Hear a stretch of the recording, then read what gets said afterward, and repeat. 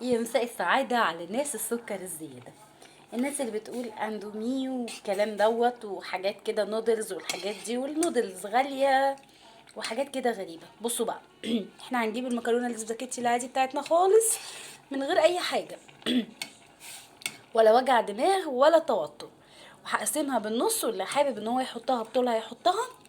اللي انتوا شايفينه ده توم. بصوا شايفين ده توم. انا بحب اعمل الشوربه بالثوم، وبحب الثوم يبقى واضح كده في الشوربه. وحطيت رشه فلفل اسمر مع رشه ملح، وانا عامله مكعب مرقه، عامله مرقه مواسير وفي مرقه لحمه. فانا بحط مكعب من المرق في في الشوربه بتاعتي. استنوا بس اظبط لكم بس عشان البخار يا عيني مأثر على الكاميرا.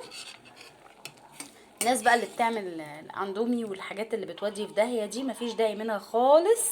بصوا شايفين الموضوع جميل ازاي. انا بصراحه كنت موطيه النار قوي، فقررت ان انا اعلي النار واخليها تعلى عشان تستوي بسرعه.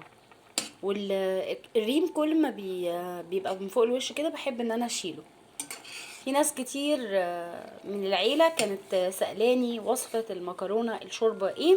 وبصراحه انا عندي نوع من الانواع، ان انا بكره النودلز، اللي هو بخاف وما ببقاش عارفه الحاجات المساحيق اللي بيحطوها اللي هي التوابل والبهارات دي بتبقى عباره عن ايه. فببقى خايفه. فاكتر حاجه تدي للشوربه طعم وجمال مش البصل على فكره، لا التوم. والله العظيم بامانه التوم رهيب جدا يا جماعه. نصيحه مني ليكم، حطوا فصين توم كبار كده، ترنشات شرايح صغيره قوي قوي قوي ما تبانش، وتتهرى في الشوربه مع رشه فلفل اسمر ومع رشه ملح ومكعب المرقه او ربع مكعب مرقه. انا عن نفسي عامله المرقه في البيت. بالنسبه للناس اللي بتشتريها جاهزه من الشارع، بصوا يفضل ان انتوا تبقوا عاملين المرقه في البيت عشان برضو الحاجات اللي بتحصل دي بتتقال. على فكره دي مكرونه سباكيتي عادي، وكمان جايباها سايبه، مش جايباها اللي هي المغلفه كمان. يعني انا بحب كمان ايه، يعني كنت الاول بجيبها اللي هي المغلفه، يعني دي لما بلاقيهاش متوفره بجيب السايبه عادي. بصوا شايفين والله العظيم افيد مليون الف مره من من الاندومي والنودلز والحاجات اللي بتتجاب دي وملهاش اي 30 لازمه، وطعمها حلو. الميزه بقى في الشوربه، ونقطه مهمه جدا، ارجوكم ما تسووش الشوربه قوي.